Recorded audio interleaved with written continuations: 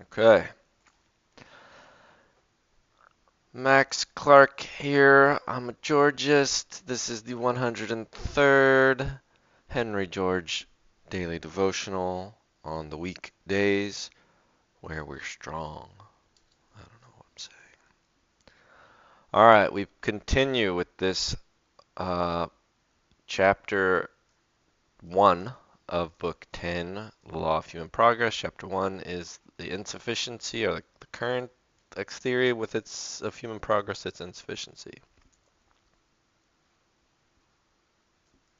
George writes, nor whether this alternate rise and fall of civilization, this retrogression that always follows progression, be or be not the rhythmic movement of an ascending line, and I think, though I will not open the question, that it would be much more difficult to prove the affirmative than is generally supposed. Oh, like, you know, is it doing this? Or is it possibly doing this?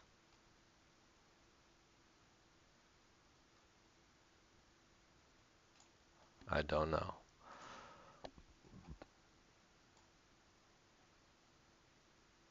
And I wonder, you know, how do I get my brush back? Well, I want the brush. I don't know. Is it more like this, this, this, and then is the fall like this, or like this, or like this, or real crazy. I don't know. George continues. For the current theory is in either case disproved. The current theory he's disproving is the hardening of customs, the cake theory that establishes after people come together. I don't know. I was never super clear on what the current theory exactly was. The first thing he wanted to um, discuss was the idea that there were innate capacities that made some pools of humanity, different races, more apt for progression. He dispatched with that, and then it was this new theory. Let's see if,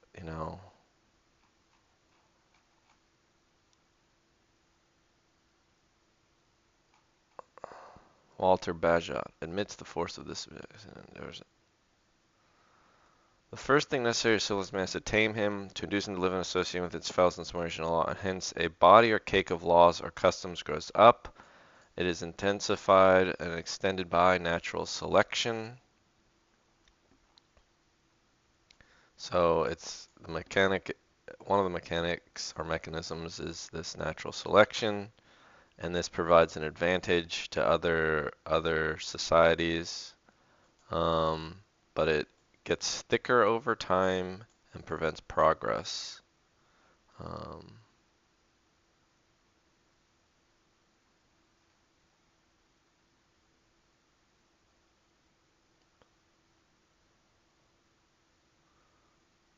it would show itself early in development. All his illustrations are from savage, semi-savage.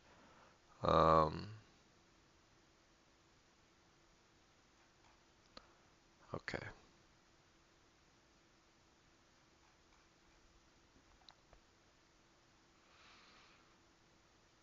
The current theory is in either case disproved, whether it's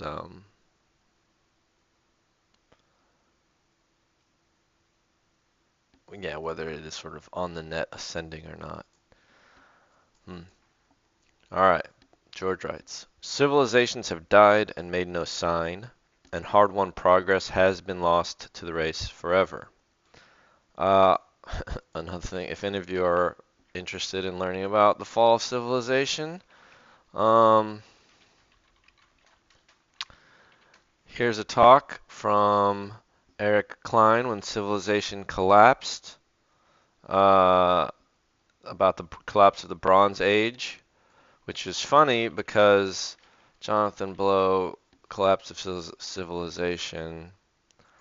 This man, Jonathan Blow, is a game designer and programmer that I really respect his work. He is quite a provocative, divisive individual. But he gave this talk about preventing the collapse of civilization, where he talks about a lot of lost technologies, and then he references this talk from Eric Klein, which then I went and watched, and I realized I met Eric Klein once before at an archaeology dig I did over the summer in college. He would not remember me. But those are very interesting historical, or well, this is an interesting historical perspective. Well, I guess so is Jonathan Blow's little case studies in his talk. Um, but here's George talking about civilizations having died as well. And hard-won progress has been lost to the race forever. See, here he says race referring to all of humans. But even if it be admitted that each wave of progress has made possible a higher wave, and each civilization passed the torch to a greater civilization, the theory that civilization advances by changes wrought in the nature of man fails to explain the facts. Yeah, this seems like the current theory he's trying to fight against, that natural selection is causing each generation to be superior in some way. Because also one of the consequences of that would be certain places would perhaps develop faster than others in terms of natural selection, and so then you would also go back to that innate capacity argument. I feel like it would sort of fall back to that. Anyway, George continues. For in every case, it is not the race that has been educated and hereditarily modified by the old civilization that begins the new, but a fresh race coming from a lower level. It is the barbarians of the one epoch, who have been civilized by the men of the next, to be in their turn succeeded by fresh barbarians. For it has been heretofore always the case that men under the influences of civilization, though at first improving, afterward degenerate. The civilized man of today is vastly superior of the uncivilized, but so in the time of its vigor was the civilized man of every dead civilization. But there are such things as the vices, the corruptions, the enervations of civilization, which past a certain point have always heretofore shown themselves. Every civilization that has been overwhelmed by barbarians has really perished from internal decay. This universal fact, the one example that comes to mind would be like some of the Greek true democracies that had, sortition or direct democracy. Like, didn't Athens fall from, how did Athens fall? Yeah, the Persians. Spartans got them, but then the Persians came. Well, but here, how the Athenian Empire caused its own collapse. I don't know, maybe George is always right. Greco-Persian Wars. Alright, well, fine. A history battle might ensue with me and George here.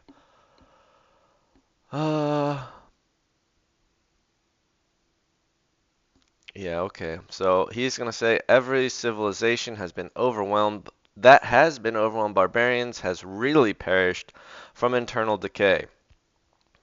I think this is where George is going to talk about America, due to its geography, is less vulnerable to barbarians because we have been so isolated by being countries or oceans away from them. But you know, those barbarian Canadians and barbarian Mexicans, they might attack us. Maybe. I don't know.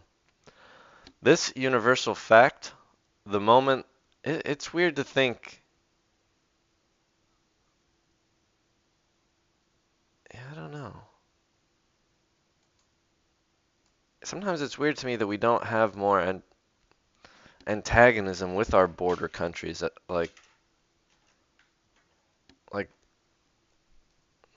I don't know. Because there seems to be all that antagonism in European countries with our, these, well, I don't know. I don't know about international relations.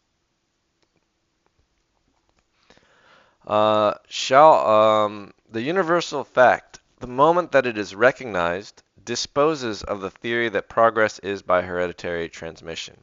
Looking over the history of the world, yeah, I guess we should just term hereditary transmission as the current theory that George is um, dismantling. Looking over the history of the world, the line of greatest advance does not coincide for any length of time with any line of heredity. On any particular line of heredity, retrogression seems always to follow advance. Shall we therefore say that there is a national or race life as there is an individual life, that every social aggregate has, as it were, a certain amount of energy, the expenditure of which necessitates decay? This is an old and widespread idea that is yet largely held, and that may be constantly seen cropping out incongruously in the writings of the expounders of the development philosophy. All right, so we have a new idea to combat here, that every social aggregate has an amount of energy, and then once it's spent it decay is inevitable. All right, so what's George have to say? Indeed, I do not see why it may be stated in terms of matter and of motion so as to bring it clearly within the generalizations of evolution. For considering its individuals as atoms, the growth of society is an integration of matter and concomitant dissipation of motion, during which the matter passes from an indefinite, incoherent homogeneity to a definite, coherent heterogeneity, and during which the retained motion undergoes a parallel transformation. All right, well, that was a fun sentence. This is from Herbert Spencer's Definition of Evolution, First Principles, 396. I'm going to read a little farther and then try to put it back together. And thus, an analogy may be drawn between the life of a society and the life of a solar system upon the nebular hypothesis. I guess this is that our solar system is part of a nebula is the nebular hypothesis. As the heat and the light of the sun are produced by the aggregation of atoms evolving motion, which finally ceases when the atoms at length come to a state of equilibrium or rest, and a state of immobility succeeds, which can be broken in again only by the impact of external forces, which reverse the process of evolution, integrating motion and dissipating matter in the form of gas, again to evolve motion by its condensation. So, it may be said, does the aggregation of individuals in a community evolve a force which produces the light and warmth of civilization, but when this process ceases and the individual components are brought into a state of equilibrium, assuming their fixed places, petrifaction, ensues, and the breaking up and diffusion caused by an incursion of barbarians is necessary to the recommencement of the process and a new growth of civilization. Okay, so I wanted to clear up whether at what point we were simply, and it seems clear that this was all simply a description still of this other idea drawn from like I guess, physics, that a society is something like a bunch of physical bodies in motion. They have a bunch of energy, and then eventually they'll reach equilibrium, um, or there will just be a dissipation of energy, right? Friction. Nobody's actually in a frictionless void, right? There will be friction, which is electromagnetic interaction. Energy will dissipate in the form of heat, and everything will sort of, entropy is a cool term that George is not using. But yeah, eventually everything will settle, and that this whole analogy can be applied, or this can be analogized to a civilization. Um, I don't see any call here about what kickstarts a civilization. I mean, you would say so. You would need some sort of initial injection of energy or a big bang. So assuming there's some big bang for civilization, eventually it'll all settle down and stagnate. That is this theory. It doesn't really provide a mechanism for the Big Bang. It does provide a mechanism for, after civilization has stilled, then somehow energy is, barbarians break it up. And I guess they're saying maybe the barbarians, that energy of breaking it up is the energy that kickstarts a new civilization. But they don't, but that's, anyway, I personally just don't, this seems like a very uh, non-compelling. Um,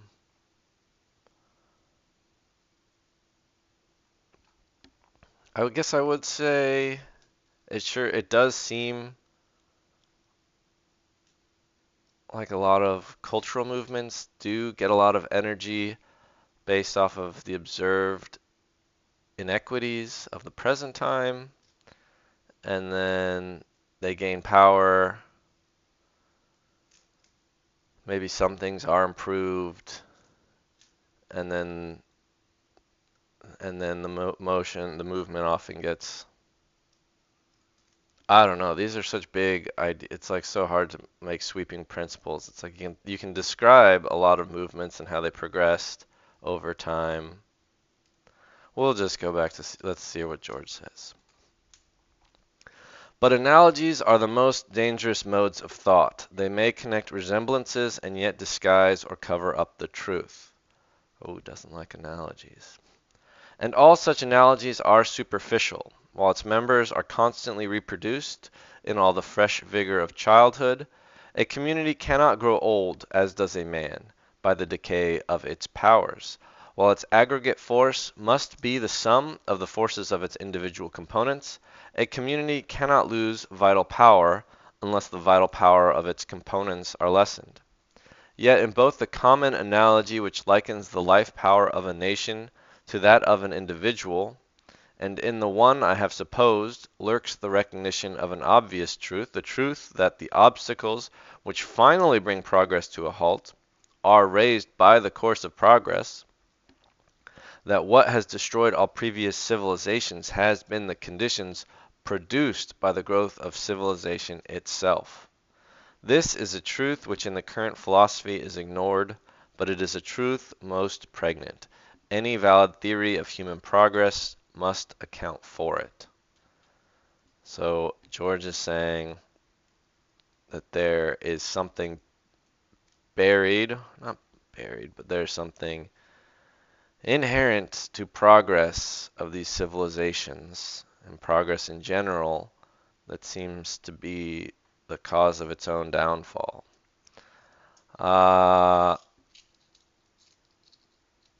Spoiler alert, that's why he titled his book Progress and Poverty, and that issue is injustice, primarily in the form of land monopoly. But he'll talk about that next. This is the part of the book that I think a lot of people you know, sort of take it or leave it almost. Definitely is harder to see how this like is a necessary truth, I suppose. Um, but come back next time and we'll be in chapter 2, Differences in Civilization, to What Do? Oh, it seems like that's not what flows naturally after this. Um, but that's what he wrote next. All right, sayonara.